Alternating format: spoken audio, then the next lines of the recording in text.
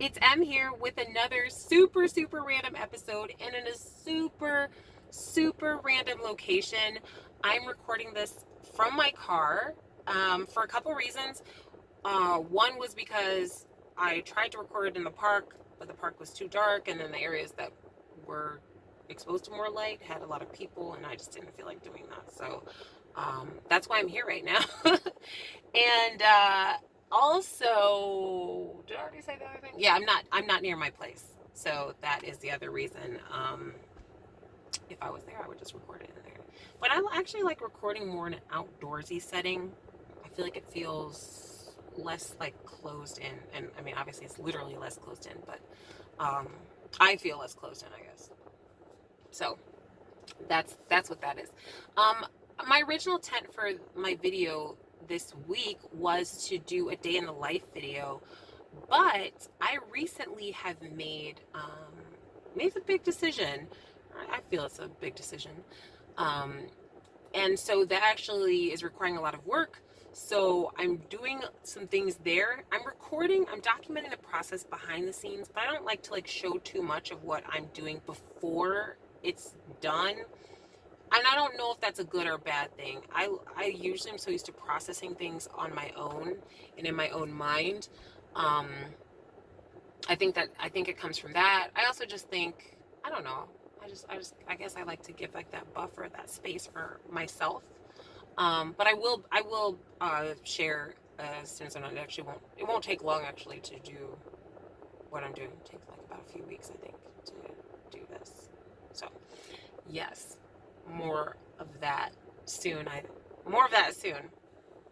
But anyway, and then yeah, so that doing all of that is pulling away from me actually cleaning the apartment, which is something I really desperately need to do. It's like I'm not a neat freak, but I still, if I'm gonna record a video in the place, I prefer it not look like the inside of my brain, which is just scattered all over the place. Like at any given time, I feel like even if while I'm talking right now, I'm thinking about a bunch of different stuff, which is probably not healthy in a way. But anyway, I'm getting all off track. So yeah, so anyway, I figured I would at least just share or record this thought that I have had this week. I've had quite a few that I've been wanting to put on here, but I just haven't for no good reason. So the thought is something that I have learned from actually teaching Zumba. Like as a Zumba instructor, oh my gosh, I've been teaching Zumba for maybe since it's probably been 4 years or something like this. I might be getting the numbers wrong. About 4 years, I think. And first of all, I'm still in shock that I'm a Zumba instructor. Sometimes I still think about it and it's the craziest thing to me, as somebody who was scared to even go into a gym. I was not comfortable with the idea of working out where other people could see me. I don't like being seen. The funny thing is, though, I am often seen because I think I'm tall. I think I have at least I've been told I have a presence. It may be related to my height. It may be related to my wild personality. That's not a wild personality, but whatever my personality is, it may be related to that. So I've never actually been able to be, at least in adulthood, I don't know, I don't fly under the radar as much as I would like to in an ideal situation. But I usually don't like to be seen. I don't want anybody looking at me, but I was just called to it, and it's just it just worked. It just fit. And I still get nervous from time to time, but anyway, but something big that I have learned as a Zumba instructor is if I want people to even give me a little bit of energy, and they told us this would happen in class. If I want them to give me even say 50% energy, I have to be at 100% just to get a little bit of energy. And it's not the class's fault. I know for me, when I first was introduced to Zumba, first of all, I hated it.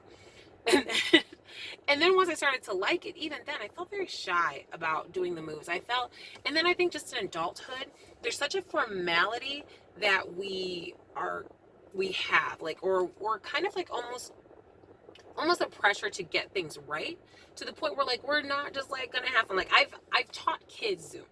I've taught Zumba to kids, and I've seen how kids just take it and just run with it. Like they're just jumping up and down and just doing whatever. And if they know the song, forget about it. It's over.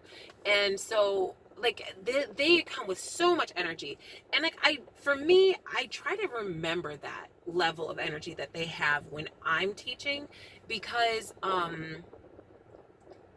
don't know, because to me, like, that is the kind of, it's the kind of lack of self-awareness that I think we all could benefit from. Like the kids they just go for it. And well, in particular age groups. Now, obviously, I mean, at some point they do reach a point where like they're too cool, to actually do it. But like for me, I find that like the cheesier I am, the ones that really were kind of like hesitant to get out of their shell and go a little crazy during my class, like they kind of start to slowly like get out of the shell and just really just enjoy the music, which is it's not about getting things right.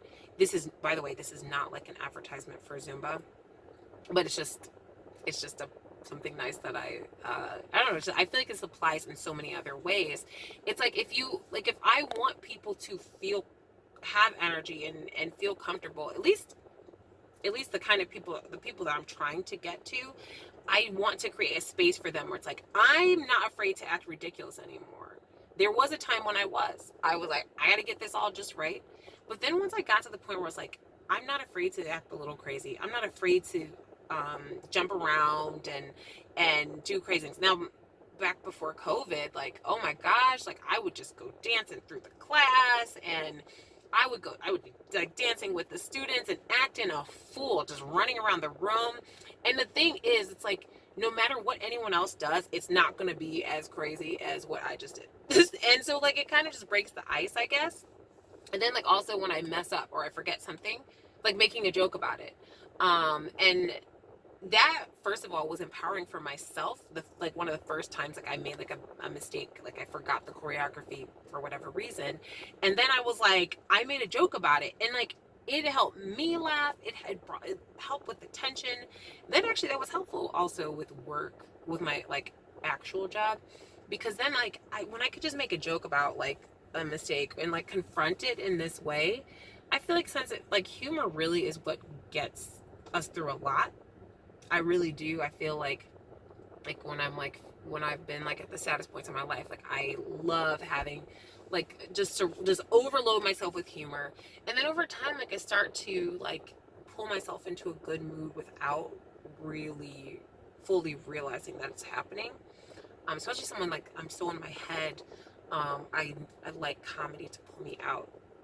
And so, yeah, like that's something I really like to do. And I try to use this kind of philosophy in so many other areas. I try to use it in like just interacting with somebody in general. Like if I go and approach somebody like, hey, how are you? Like, I'm going to get a very different reaction than like if I'm cheery. And the thing is like how I feel inside, I'd have to work so hard. I have to remind myself, like, I have like, I think I have like kind of angry eyebrows. So like people already sometimes think that I'm mean without me even saying anything. But like I'm actually a very happy person. It just, my face doesn't always show it. So like right now, I'm just sitting here like that, like, no, I can't do that. And especially like if I'm meeting a stranger, I know I have to make sure, like I have to be very aware. That like of my face and what it's doing, because otherwise like I think my thinking face, because I'm always overthinking, is probably like a scowl, and like I have to just be aware. It's like a great thing also is when I was teaching, like it forced me to like be like aware of my face expressions, and then over time like it didn't matter because I was just enjoying it. I was just enjoying being an instructor and all of that, and it came very naturally to me. So that's just something I wanted to just share. And just in terms of like, yeah, kind of I have to give something to get something from other people.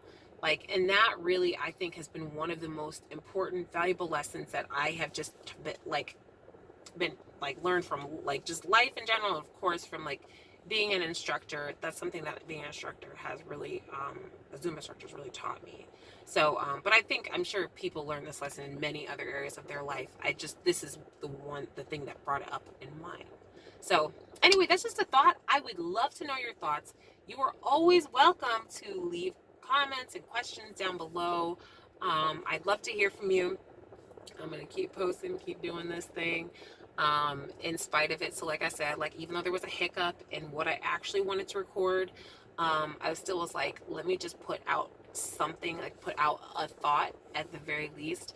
Um, yeah, and I still like a vision for the site. Like, I actually have a goal on one of my channels. I do want to do a live stream, just because I just want to know what it's like to do a live stream. Um, it may or may not be this channel. It might be my other channel instead. So we'll see. But anyway, feel free to comment below. Thank you so much for tuning in. I really do hope that you're staying safe and well out there, especially with this new variant coming around and all that kind of stuff. So, yes, thank you so much for tuning in. I will talk with you next week. So in the meantime, please stay safe and healthy, like I already said. And I'll talk with you then. Bye for now.